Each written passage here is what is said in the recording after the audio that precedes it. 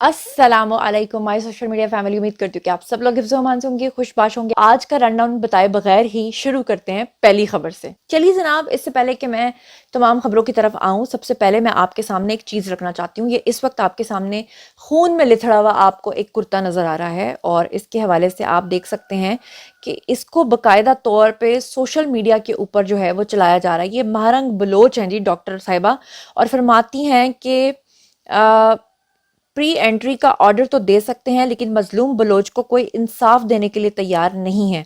और मज़ेदार बात यह है कि इसको 1,75,000 लोग देख चुके हैं, जो कि स्क्रीन पे इस वक्त आपको नज़र आ रहा है। ये महारंग बलोच साहिबा जो हैं, ये दुश्मन के एजेंडे पे काम करते हुए पाकिस्तानी रियासत को बदनाम करते हुए ये कहने की कोशिश कर रही हैं कि दरअसल ये जो खून आलूद कुर्ता है, ये कुर्ता बलोचियों का है जिसे पंजाबियों ने मारा है, जिसे एस्टैब्लिशमेंट ने मारा है। अच्छा, अब मैं आपको बताऊं कि ये टोटल फेक न्यूज़ है जो ये महारंग बलोच नामी खातून जो है कर रही हैं, और बिल्कुल उसी पैटर्न पे काम कर रही हैं जिस तरह से पीटीआई का सोशल मीडिया विंग काम करता है। अब आपको मैं बताऊं कि ये कुर्ता है कहाँ का, क्या वाकई इसके ऊपर लगा हुआ जो खून है वो वाकई खून भी है या नहीं? जी नहीं, बिल्कुल भी नहीं।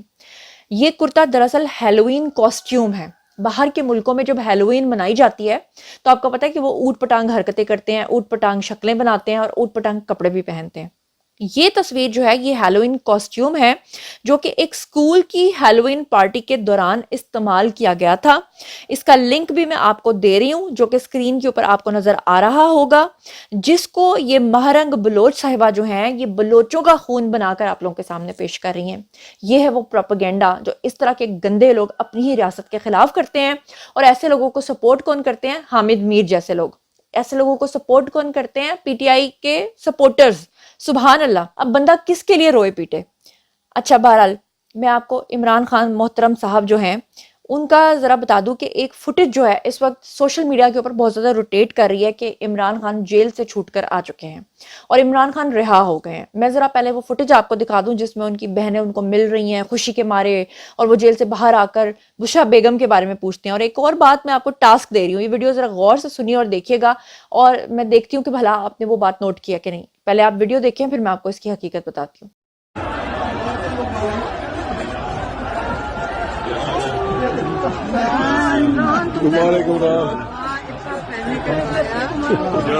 बड़ी टेंशन अल्लाह ने तुम्हें जिंदगी सेहत के साथ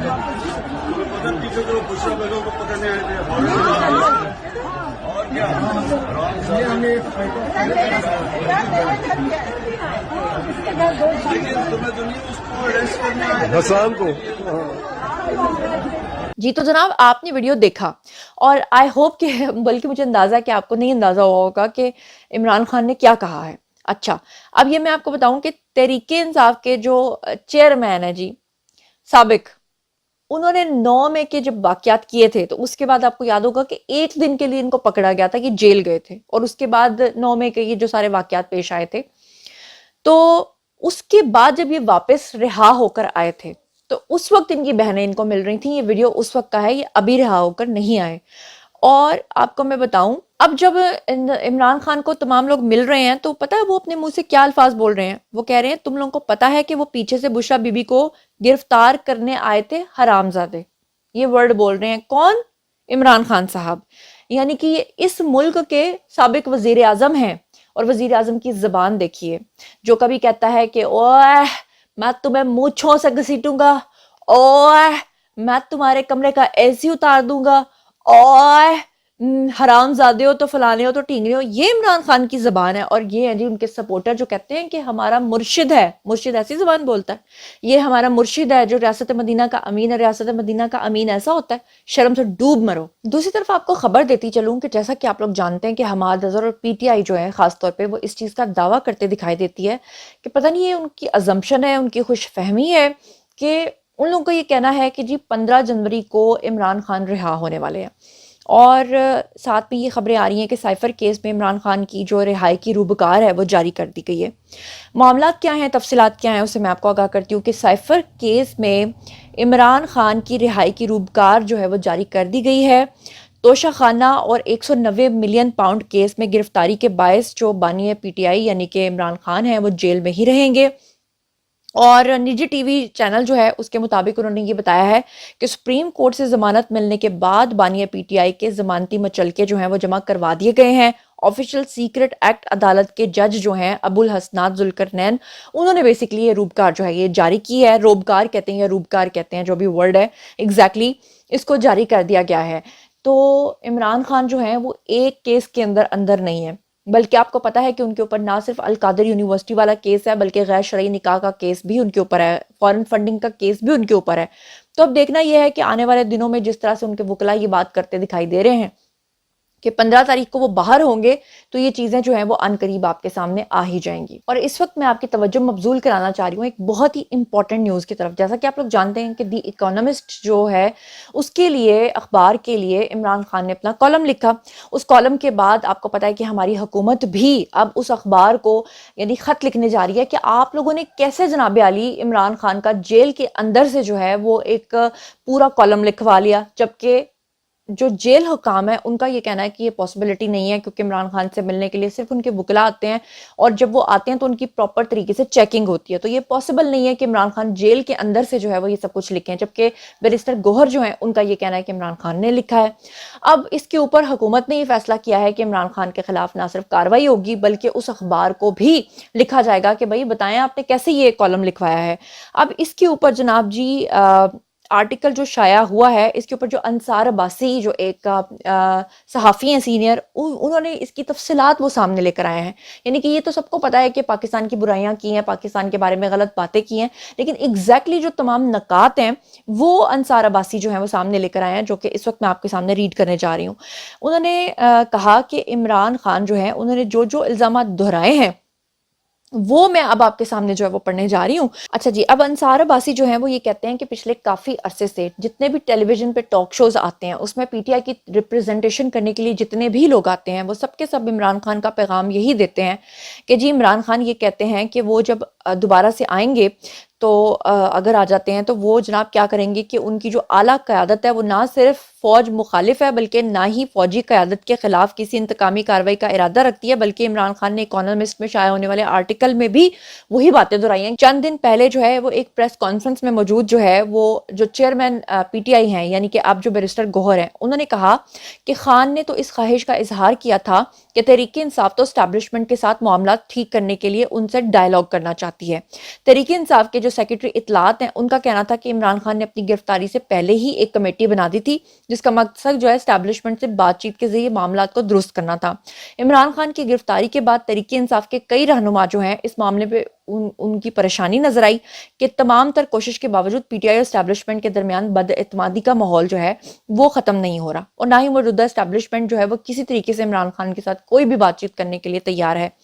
فوج کے ساتھ اپنی تلخ ماضی کو بھلا کر تحریک انصاف اسٹیبلشمنٹ کے ساتھ اچھے تعلقات قائم کرنا چاہتی ہے، اور یہ بھی تاثر دیا جاتا رہا کہ عمران خان جو ہے وہ کسی بھی طرح فوج سے لڑائی نہیں چاہتے، لیکن یہ سارا بیانیہ غلط نکلا کیونکہ یہ سب کچھ کہنے والے بیرسٹر گوہر تھے. اب میں آپ کو بتا دوں کہ جو بلاگ میں آپ کے سامنے پڑھ رہی ہوں اس میں انصار عباسی جو ہیں انہوں نے لکھا کہ تحریک انصاف کے ایک رہنما سے پوچھا گیا کہ کون عمران خان کی گارنٹی دے گا. پہلے یہ بتائیے کہ ٹھیک ہے جی ہم بات چیت بھی کر لیتے ہیں، لیکن بتائیے کہ عمران خان کی گارنٹی کون دے گا، اور فوج سے دوبارہ لڑائی نہیں لیں گے اور ماضی کے الزامات نہیں دہرائیں گے.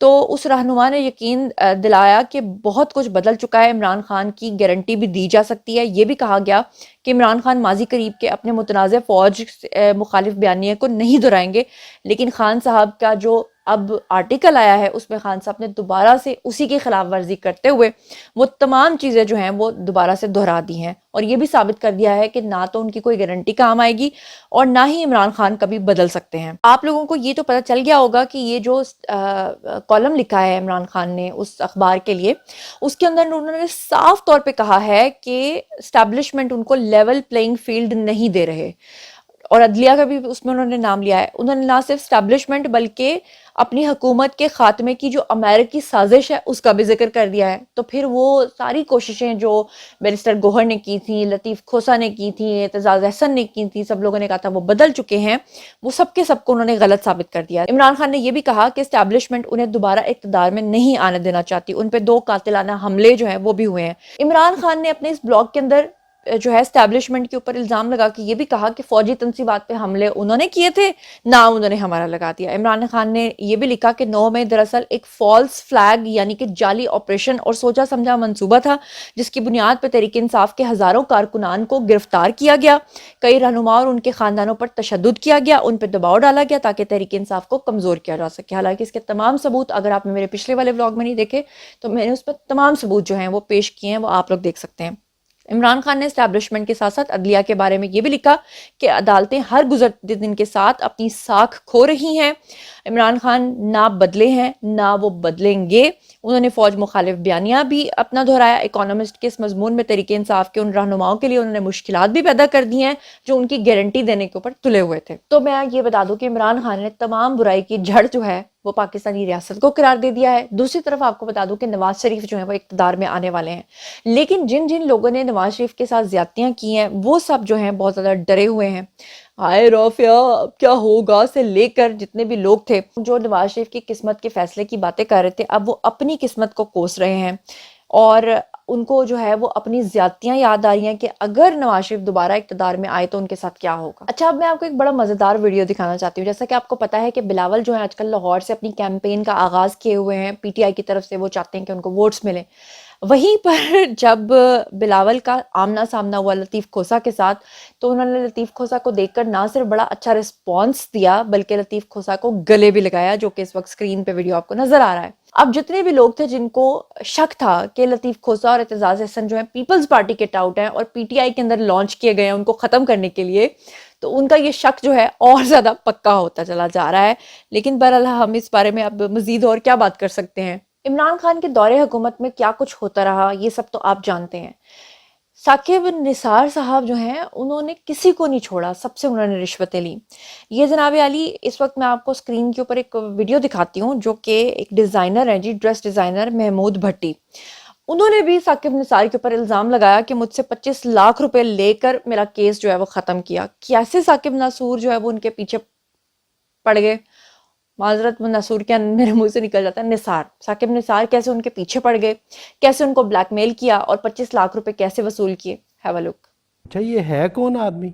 کہتے ہیں یہ چیف جسٹس صاحب ہے، پر ایک چیف جسٹس جو ہوتا ہے نا وہ بہت بڑی پوسٹ پہ ہوتا ہے، بڑا پڑھا لکھا آدمی ہوتا ہے اور وہ ایسی باتیں نہیں کر سکتا۔ ذرا یہاں پہ میں باہر ہوتا ہوں، میں تو پاکستان رہتا ہی نہیں ہوں، جو مینیجر ہوتے ہیں ان کے پاس ریٹس ہوتے ہیں سارے، وہ تو جناب ثاقب نثار صاحب تو مولا جٹ بنے ہوئے تھے، وہ ایسے لگ رہا تھا کوئی شوٹنگ ہو رہی ہے فلم کی، وہ ثاقب نثار صاحب اس کی شوٹنگ کرنے کے لیے آئے ہیں، ڈاکو مجھے کہتے ہیں عدالت میں تو نے آنا ہے، ایسے کپڑے نہیں پہننے تو نے پرسنل مجھ پہ اٹیک کر رہے ہیں آپ۔